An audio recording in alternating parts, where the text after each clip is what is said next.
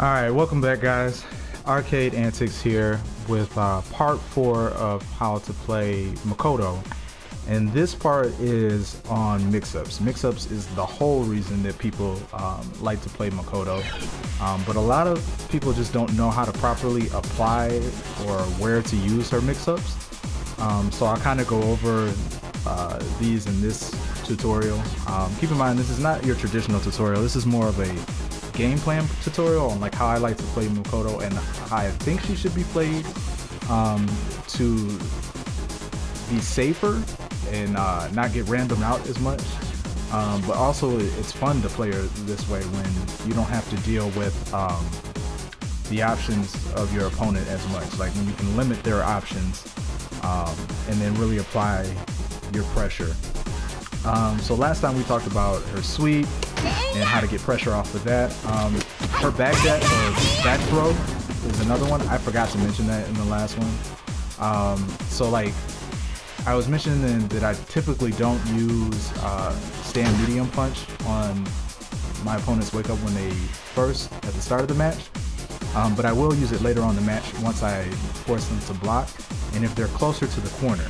So like if I land a I'm going to take them off a no block or put them on no block just so I can show this potential setup.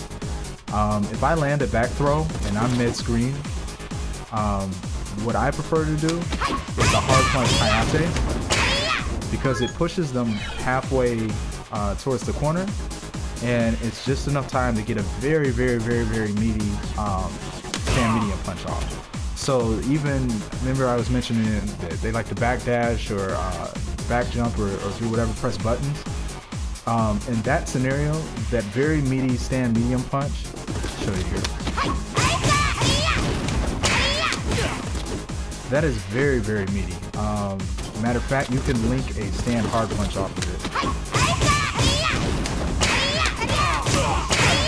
See, and get a 3-hit combo. So it's good to use it in that scenario because say they do backdash, you can still have time to chase down the backdash. I have to correct myself from an earlier tutorial. I said Ryu's backdash is 22 frames. It's actually 27. So you can actually punish it fairly well if you can react to what your opponent is doing. So back throw, hard punch Hayate.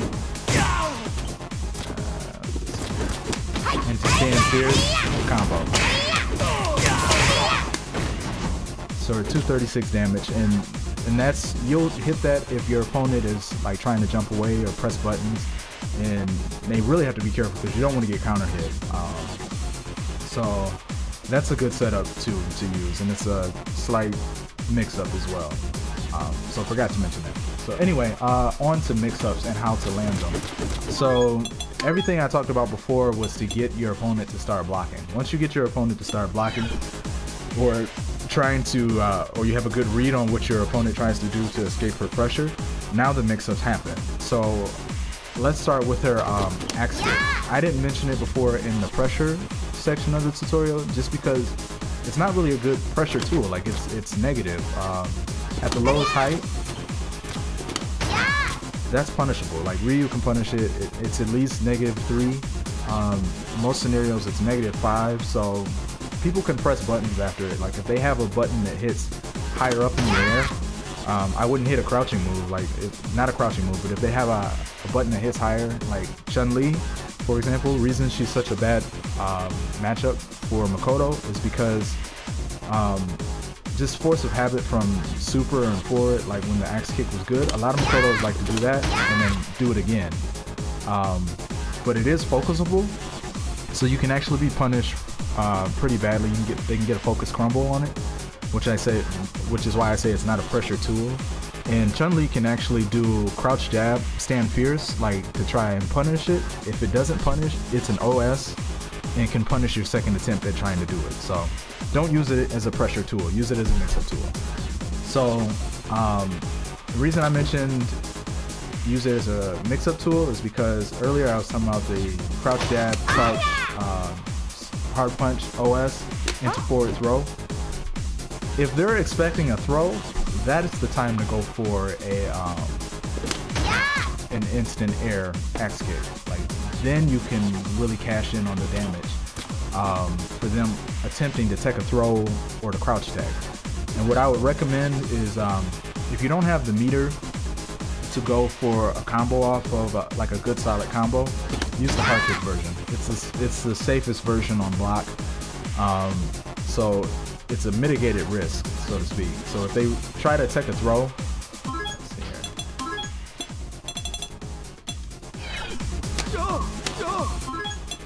Obviously they're gonna get hit for a nice chunk of damage.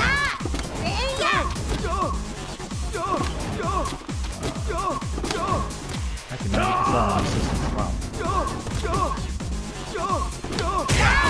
Ooh, that's 150 damage. I wanted to see how much damage it was. It's 150 damage. So, and a knockdown. It's a soft knockdown, but it's a knockdown nonetheless. And they're back at square one where you could apply pressure that I talked about in the earlier tutorials. So now you've got them blocking, and now is a good time to try to go for command grabs. So, you know, if you knock your opponent down, like a straight up command grab on the wake up, I don't necessarily recommend. It can work from time to time, but it's really a hard read because most players don't completely block or don't block for that long. So your goal should be to try to put them in some type of block stun and then attempt a command grab. I like to use stand jab only because it doesn't push you out very far. You can still use a light kick, and stand jab is +2 on block, just like stand medium punch. It's harder to react to because of the block stun is not as high as stand medium punch. And anything more than 5 frames, I mean, there is a 5-frame gap, so obviously 5-frame gap. So obviously they can DP, they can backdash, they can do all those other options. But now we're talking about we've got them to the point where they're blocking. So stand jab, that'll work. Also, stand medium punch, crouching, medium kick, puts them in range for a Kara command grab. So that's a good option to use too. And now you can combo as free as you feel. Also, I mentioned earlier, like if they neutral jump or forward jump, let's go jump. Stand jab, cross under. It's good for a mix up. And try to mix up how you mix them up. Don't always go for command grab. Don't always go for stand jab into command grab. A lot of times I like to use a button first and foremost. Like on the cross under, I like to use that. Like use a stand medium punch because it gives you enough time to hit confirm a combo and whether you're hitting the opponent. If that hits, that's a free combo. If stand jab hits, it's a free combo, but you have to be a little bit more alert and it's a harder hit confirm. But it is better for the command grab mix-up. I will say that stand jab is really, really good for using that to mix up the opponent. Let's see, what else do we have here? So we covered that in mix-ups. Let's get him to stop jumping.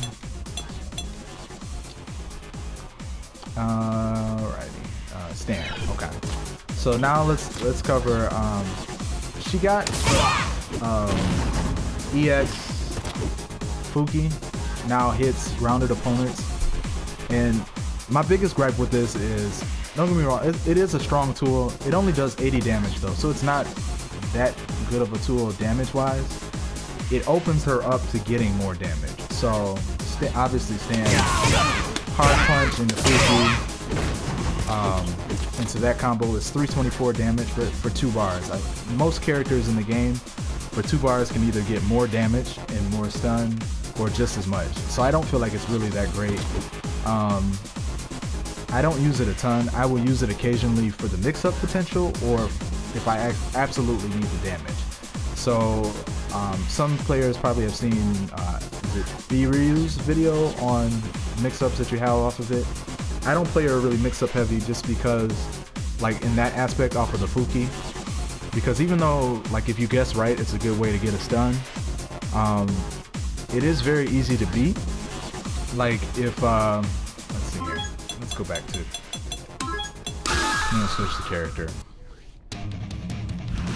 Who will bask in the glory and adoration that comes with being declared? And once again, I'm only using Ryu as an example's sake, not necessarily for matchup information. It's just they're kind of as a placeholder. And I've seen like a lot of like high caliber players do this against me when I'm playing like I'll play Dominion, and Dominion, it frustrates me so much because Dominion is so good at getting out of my mix-up. So like when I play against him online, I really have to play very, very solid. But this is why I don't think that the Fuki mix-up is that great. Let's go here. Let's go to record.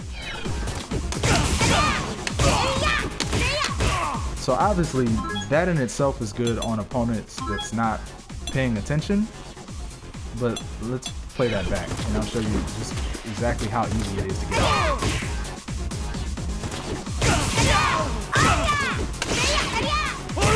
Boom. So focus gets characters out of that mix-up. Even if you cross to the other side, you can hold the focus long enough to see, and if you're not paying attention as the Makoto player, you can't really do much about that. You can't really punish it.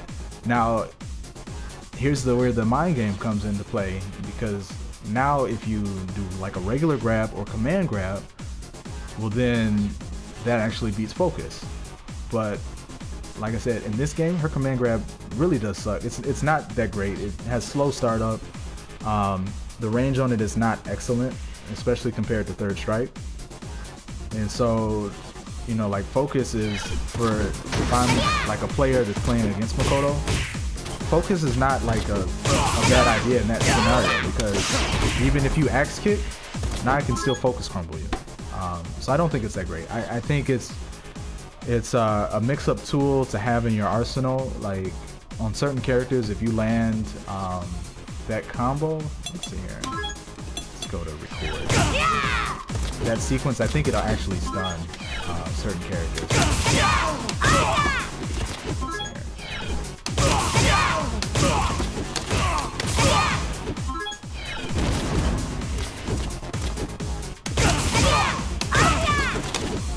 But you get the idea. I think some characters it actually does stun. I don't have it set up right now, and I don't feel like doing all of that to show you guys what you can actually test in training mode.